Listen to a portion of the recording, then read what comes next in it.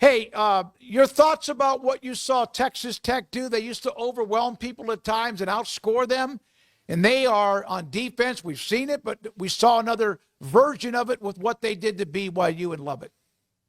It was fun to watch. Joey and his new coordinator have done a wonderful job. They line up well. They play fast. They play with an aggressiveness that you don't see a lot of defensive play with today. And they're fast. I mean, they cover ground. Both linebackers, the defensive end, Bailey, the secondary is breaking on the ball. And I know that BYU has had better games, but Tech's defense set the tone. Phil, Tech was, I mean, you coached against them a lot. You had to worry about stopping an offense that scored 35 on a bad day. You know, they scored 35 and threw 4 picks in a game because they just moved that fast. How hard is it to change the core of what a program is when it is one thing for so long? Paul, I'm going to tell you what I really see in college football now. Joey has never been a coordinator. He's been a high school head coach. He was a tight end coach, and I think Joey knows football. I'm not saying that. But Joey had the whatever you want to call it, the strength to say, hey, for us to get better, I've got to change some things. He hired a new offensive coordinator. He hired a new defensive coordinator, and he made really good hires. And when I say that, I mean, it's very obvious to me. Defensively, they line up good. They know they're taught well. You know, Taylor Young's out there. And Taylor told me, he said, Coach, you would like this guy. He believes in the things you believe. Good alignment, playing smart, not being too complicated, and it's pretty evident. And then on offense, I think the quarterback, you look at him, and he's playing with I think a cracked fibula, and they're giving him things that he can do. And they can run the ball. Their offensive line's aggressive. I think they're a really, really good football team. Coach, Texas A&M just keeps on rolling. Mike Elko continuing to beat the drum of don't be scared. Like let's do this thing. And here they are. And I know that people keep waiting for that shoe to drop, but a lot of thoughts that maybe Missouri could present us some problems being on the road. And they just went and handled business, didn't they? It was fun to see early in the game when the quarterback wasn't playing well, that they ran the ball. They played great defense. Now, obviously, Missouri was with a freshman quarterback. And I don't know if you saw it, but I don't, my YouTube doesn't get ABC. So I got some brand I paid for the weekend that I got to see no commercials. And I saw the head coach at Missouri wear his starting running back out. Didn't even play him the first half. So I don't know what happened, but and I think that helped A&M to get settled. But they're very impressive, even when you don't play well. When Missouri made the long run to make it, I think 24-14, sort of closing the gap. They make a great call with a fake punt. And I just think they're tying things together. It's obvious to me that they have a lot of confidence in their players, and the coaches believe in what they're doing, and the players believe in the coaches. That's very obvious. I want to go back to Texas Tech because while you were talking, I was thinking about this. Do you think they have the team that could go and compete with the bigger names in this playoff and win a game or win a couple of games, or do you see deficiencies? Like, how do you eye them up? Obviously, the class of the Big 12 right now, but nationally, how do you think that they compare? Craig, I think people make mistakes by saying, hey, Tech couldn't play with A&M or Tech couldn't play with Indiana. Sure they could. Yes, they could. Now, and I think that you'll look at things because, listen, I remember the day I played in Lubbock, Texas many times, played Texas Tech many times, that, when certain coaches, Mike Leach was at Texas Tech, he owned Texas A&M. So there's all teams on a given day can do it. One of the things that I heard Nick Saban say, I truly believe this. There's a parity that it's been years since I've seen the parity athletically and all things considered in college football. I mean, you look at Indiana, you look at Alabama, you look at A&M, you look at Tech, and I'm not going to throw BYU at it. They didn't play great. There's a lot of teams. You look at Texas coming back into the picture. I read today that there hadn't been a team that started number one, fall out of the top 25, that get back in the top 10. So these last three games are really going to be exciting because of the parity. Texas, you got to give them credit because they could have gone sideways with Kentucky, and then that Vanderbilt game. Not Vanderbilt. It was Kentucky, and then Mississippi State with Leather. Mississippi State had the game won. But they found a way to kind of tread water, and now they've got it in front of them with Georgia this week. With what you see in college football, it literally, it's not pro football yet. They're getting to that point. But is it better now? Is it more fun now because so many more teams have a chance to be involved, or not? I like the parity.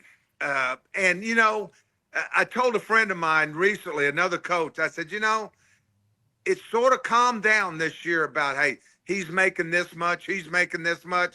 There's not a lot of talk of what they're earning. Last year it was always talking about Arch Manning, how much he was making, sitting on the bench, all those things. I look at a team, I'll tell you something.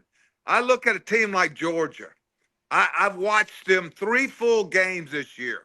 And somebody told me, they said, they've been on David Bobo since Kirby brought him back. He is doing an unbelievable job with that Georgia offense, and a quarterback that's not seasoned, just a tough kid that's a winner. Kirby's getting the defense better. They didn't start great. And so there's a lot of teams, and I heard another coach say this, and it's true. Coaching is at the coaches are invaluable right now. And the coaching that's being done at Indiana, look what they did. Say what you want to say, well, that was lucky. Well, it wasn't lucky. I mean, they had a plan. Their coordinator was a wide receiver when I was the defensive coordinator at Pitt. His name's Mike Shanahan. And I texted him. I said, that was as fine of a final drive as I've ever seen. With no timeout. He knew exactly what his quarterback can do and where to attack. And I think coaching, I've always said it matters. And when you have parity, it matters more. So there's a lot of head coaching jobs open. They're going to be a lot more open before they even get to the jobs that'll open because you hire somebody because, that's where they go. Athletic departments are going to have to dig a little bit deeper to look because there's no go and win the press conference guys out there past maybe Lane Kiffin and James Franklin, I guess.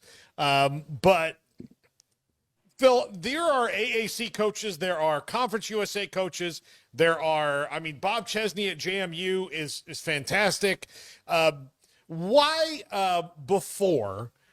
Now they're going to be forced to. Why did athletic departments, were they nervous to hire these guys in the past and maybe are starting to thaw on it now? Paul, I think you got to look who's hiring them. Mm-hmm. Let's be honest. A lot of these ADs aren't making the best decisions. They're trying to win the press conference. And there's a lot of substance in looking at guys. You can go all the way back to Baylor. And when they hired arguably one of the greatest coaches in college football in Grant Taft. Here he was, McMurray and San Angelo State. And, the guy could coach and he could bring coaches with him. I think that's another thing that's happening with what's going on. The leashes are going to be shorter. These coaches that are in the lower levels that win, and you're right, the JMU coach is excellent. Eric Morris has proven I mean, he built that thing. I saw it. You know, he didn't do great the first 2 years, kept evaluating, getting things, and he's going to finish with a one-loss season. Maybe, who knows? It's crazy. It might end up in the playoffs. But I just see right now that in this game that they're going to have to, you know, don't worry about the press conference. Hire with substance, you know, and with that note, you know, I had a friend of mine in Baton Rouge that was laughing. He said, we're never going to pay Brian Kelly $54 million. We're going to give him $20 million.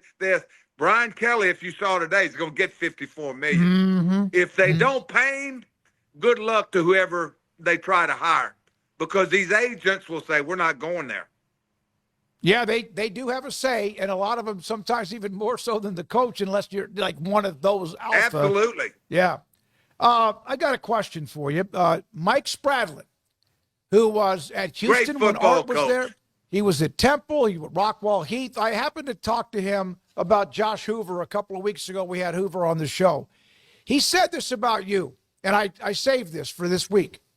He changed everything about me in the way he approaches kids and people, and a fun guy to work for, but you have to work your ass off. He was as influential as most anyone in my life. And Mike lost his father when he was 16 years old. Yeah, what does that mean to you when you hear that? Well, it means the world. He's as I said, Mike's one of those guys could have been a head coach anywhere. And just everywhere he's been, he's won. He had he played on the defensive line, offensive line at U of H, and was a badass. Him and a guy named Wells. I mean, you know, of course they had Danny Davis, but they were tough. And he's been that way his whole life. And just a wonderful human being. I was curious about that. I just happened to call him. I was asking him about a couple about Hoover, and then I, of course, brought up Chad President, former quarterback, who's now the head coach at Temple, too. I'm going to ask you this, and I don't know your response. Do you have another?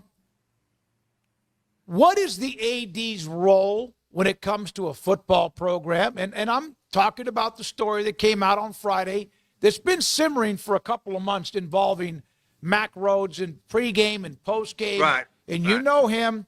You got to know him front and center when you could have had that head coaching job when they gave it to Jim Grobe. You said go get Jim Grobe. Yes. What is the line of too close or what? The first thing I'm going to say is this. You know, I worked for one of the guys I thought was one of the best ADs in the history. His name was Joe Dean at LSU. Mm-hmm. And his words, he always said this, it's just entrenched in my brain, and a good athletic director facilitates the needs of his coaches. And when he says facilitates, you give them what they need. Sometimes it's direction, sometimes it's money, sometimes it's material things, but you facilitate for your coaches. I know Mack Rhoades. I know that he is a hard-working guy. I know he loves Baylor. I've had a guy tell me, one of the guys that he mentors, who loves him dearly, told me something one time. He said, the only thing that bothers me about Mack is he's got too much fan in him. And when he said that, I don't think that's a bad thing. I think that it's a thing where sometimes you have to separate. You're not a coach, and you've got to separate when you're an administrator and a coach. Now, asking Dave or asking somebody else, why we do this, why we do that, I think that's okay. But I think that sometimes being on the sideline, people perceive you as being too hands-on. I know this. I don't know the details, so I'm not going to comment on it. I don't know enough about it. I know it doesn't look good, but I do know that he's a fan of that football staff and that head coach.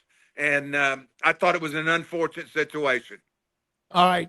Thank you very much, my friend. We appreciate you as always. You look great. I'm getting better. Hey, I'm starting to.